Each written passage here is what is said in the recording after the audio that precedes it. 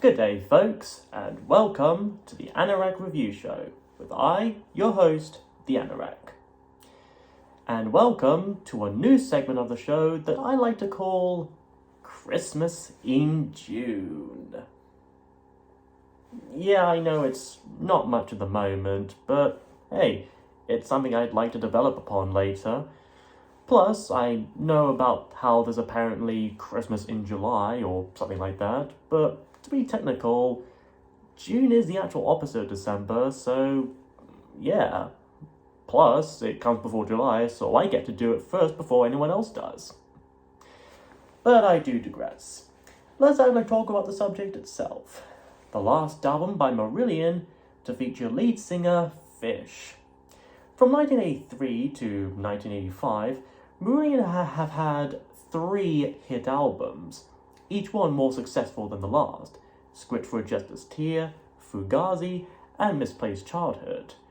They were even offered to do the music and soundtrack for the 1986 cult classic fantasy action film Highlander. But they had to turn it down due to being heavily involved with their world tour at the time, a decision of which guitarist Steve Rothery came to openly regret. And I honestly agree with such a feeling and statement. As much as I love Queen and their music, Marillion could have been just as fitting as well. They were even considering Fish a minor role in the film. Makes sense, since he happens to be Scottish.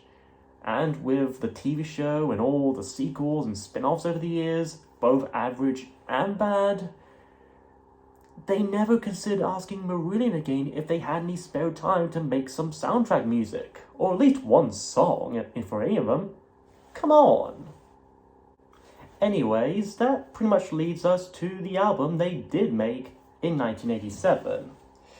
35 years ago, in fact. Like with Misplaced Childhood, this would be a concept album, one about a character named Torch, partially inspired by Fish's own life. Similar to how the character Pink from The Wall is heavily inspired by both Roger Waters and Syd Barrett, or how the character Rail from Genesis's The Lamb's Lives Down on Broadway was loosely named after Peter Gabriel himself.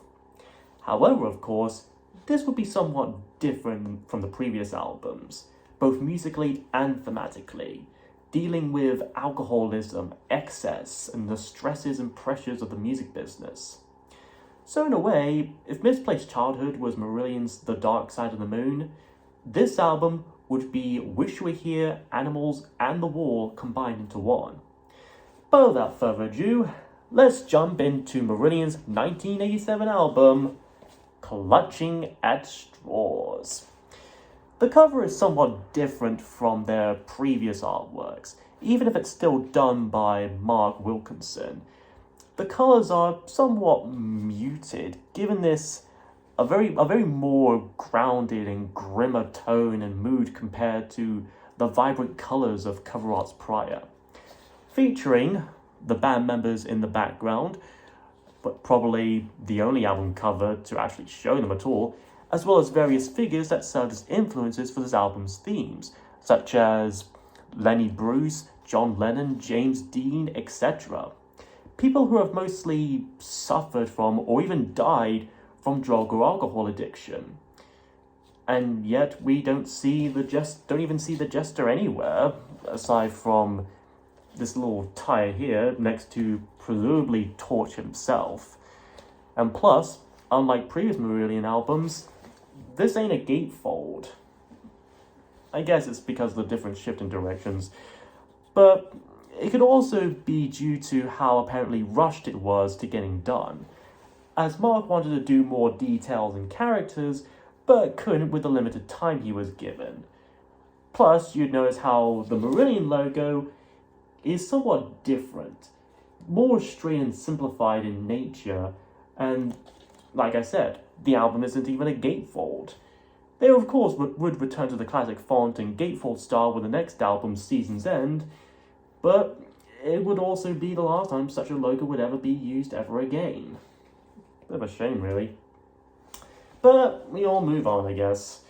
Anyways, let's actually judge the music for ourselves, shall we? We begin our album with Hotel Hobbies. Already the song sets the general tone, mood and theme for a good chunk of the album. The music itself starting off very slow and suspenseful, with some ambient synths by Mark Kelly, the familiar guitar of Steve Rothery, the bass of Pete Trevorrow, there we go, and the subtle tappings of cymbals or hi-hats by Ian Mosley. Then about 45 seconds in, the lead singer Fish steps in, singing about B-hop boys and checking out hookers in bars, and fingers running through traces of cocaine on a mirror, already making the themes of abusing drugs and alcohol very clear and open. Then about a minute and a half in, the music starts to really pick up, as Fish brings up the only sign of life being a pen taken and introducing characters to memories like old friends, likely calling back to the script motif of their first album and title track. And he mentions the happy hour, which is a natural tradition that some bars and pubs would have where they sell drinks in reduced prices or even half prices, mostly to bring back and draw in more customers, once again establishing the general setting of this concept album. And of course, we get a sweet guitar solo from Rothery, sounding almost like something out of David Gilmour, something he would perform, but still sounding just distinct enough. Then it calms down a bit as Fish sings a bit more about new shadows hustling for attention in the corner of his eye. Those shadows are trying to prank an annoyed Torch, who keeps his best to try and ignore them. Next, we transition into Warm, Wet Circles. While Hotel Hobbies and Pseudo Silk Kimono from Misplaced Childhood act as preludes or prologues to their respective albums, this and Kaylee are the proper starts of their stories. Above Rothery's familiar guitar, Fish goes all poetic as usual, mentioning pool players on another cue, heroes picking up their dues, and honeymoons gambling on a ricochet. All sorts of things that Torch observes around him. Another line to note is chalking up a name in your hometown, which reminds me a bit of a similar line from Kaylee, chalk hearts melting on a playground wall.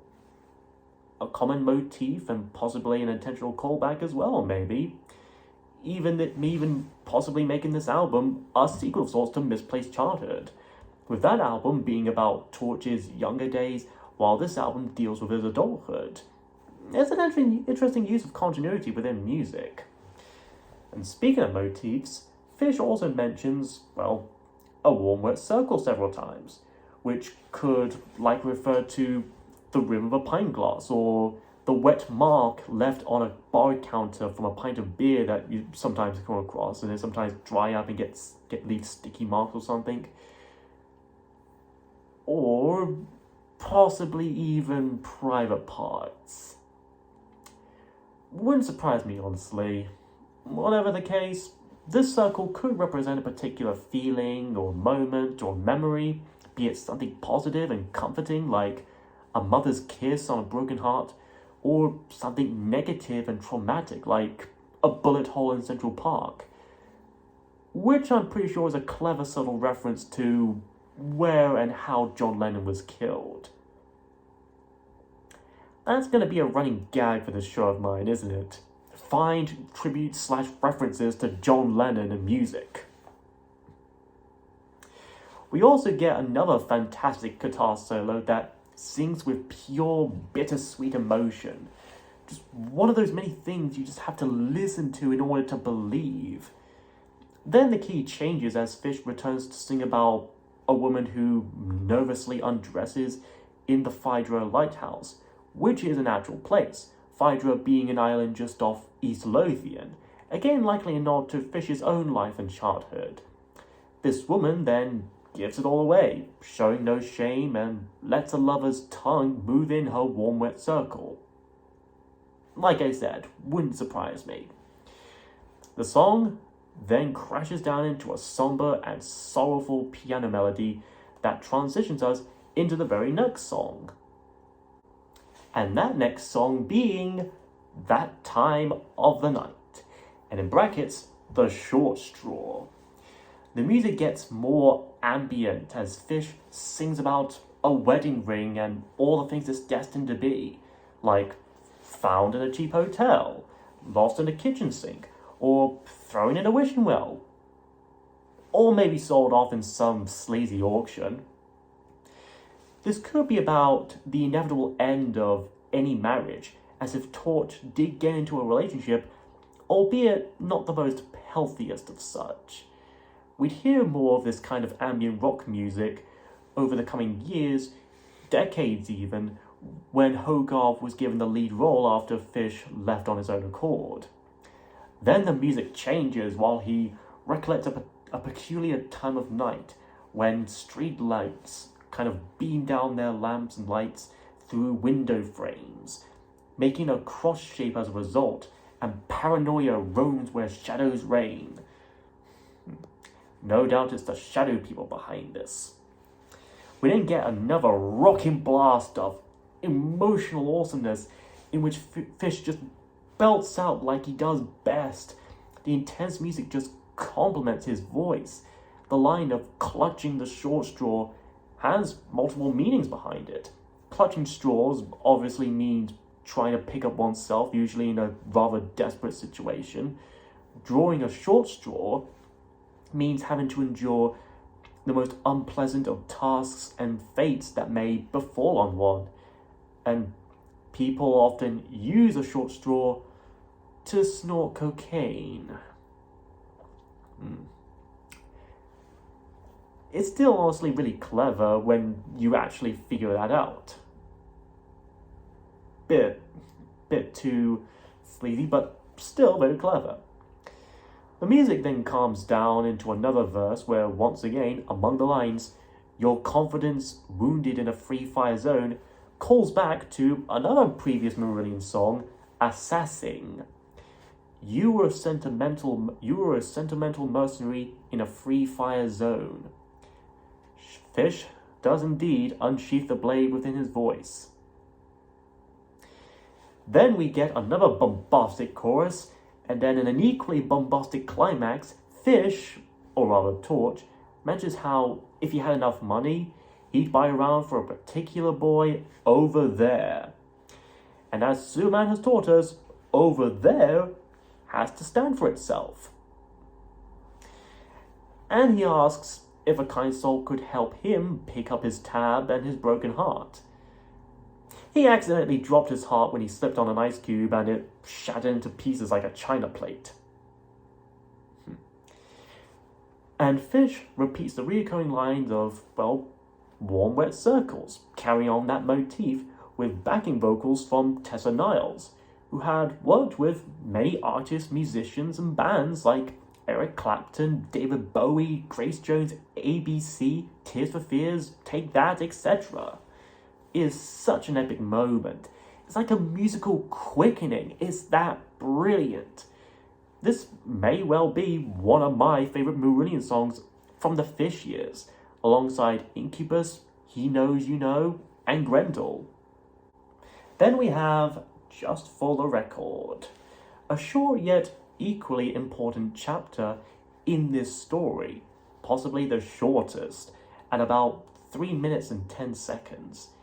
In a musical progression vaguely similar to that of Lily White Lilith by Genesis, Torch had been thinking about changing his ways and turning around his life. He declares that he can beat and quit his drinking problem and has convinced himself that he could do so easily. However, as many people would know from experience, beating such addictions isn't exactly easy, if even at all.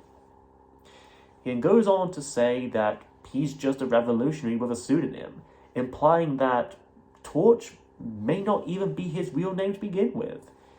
He's just another writer paying off his dues and he's just finding inspiration. He brushes it all off as an excuse, as anyone would likely do. He even admits how he has no discipline or self-control. We also get a little cool keyboard synth solo from Mark Kelly, just on par with Tony Banks. Then Torch returns as he brushes off his habit as just a passing phrase and that he could stop any day. Clearly denial, the harsh truth of the situation. Just before the song slams to an immediate and reverbed close. Side 1 ends with White Russian. From the shortest track to the longest, at 6 minutes and 25 seconds. Starting off with some wind sounds, painting a barren and nearly apocalyptic setting, Torch asks repeatedly, where do we go from here? Good question, to be honest. If it weren't for Fish leaving and Hogarth entering, where else could Marillion go in terms of musical direction? Lyrically, the song may seem to be the most out of place as it deals less with struggles against alcoholism and abuse and more struggles against the fear and rising of fear inducement of anti-Semitism, burning down synagogues and Uzis in a street corner. However, it could still connect in some way. Perhaps Torch was a World War II veteran, or at least a descendant to one. Maybe he comes from a Jewish family and is afraid to have it known to the public. I myself have come from a family who, at least from my mum's side, have traditionally practiced in Judaism. And funny enough, Uzi guns actually originated from Israel since 1954, created by and named after Jewish gun designer Uziel Gal. That's an actual fact, look it up. The music itself really does do justice for the heavy themes of the lyrics, taking such topics just as seriously. It doesn't take it lightly, painted as broad black and white, or even tries to be shallow or manipulative about it. It is dark, brutal, and honest. Same with Fish's vocals as well. Then it calms down a bit as we cut to a corner shop where Torch sits in a bar eating bagels, sipping iced white Russian, and trying to score, but no one's pushing. There's also possibly a bit of a double meaning behind the term White Russian. Not only referring to a cocktail made with milk or cream, vodka, and coffee liquor, but also the White Movement, a group of anti-communist revolutionaries back in the Russian Civil War of 1917. Never thought I'd actually make a video where I'd be teaching old histories regarding Jews and Russians. He then goes on to say how we place our faith in human rights and the paper wars that tie the red tape tightly, demonstrating how governments are often unable to contain such violence, the anarchy, radicalization, and terrorism, be it out of helplessness, fear of consequences, lack of empathy for those suffering, or a combination thereof. And he questions whether or not we're facing the clouds home, which I've no doubt is also a drug reference of some kind. I don't know. But even if we are racing clouds home, why worry? Clouds are as slow as clouds could ever be. We can always beat them in any race. Anyways, the song itself ends proper with what sounds like an old musical box, similar to Every Time by Britney Spears, or the Davy Jones theme from Pirates of the Caribbean, or the theme from For a Few Dollars More. It's dark, chilling, ominous, especially when it slows down and halts before it can even reach a resolving and fulfilling note, leaving us quite unsettled and uncertain.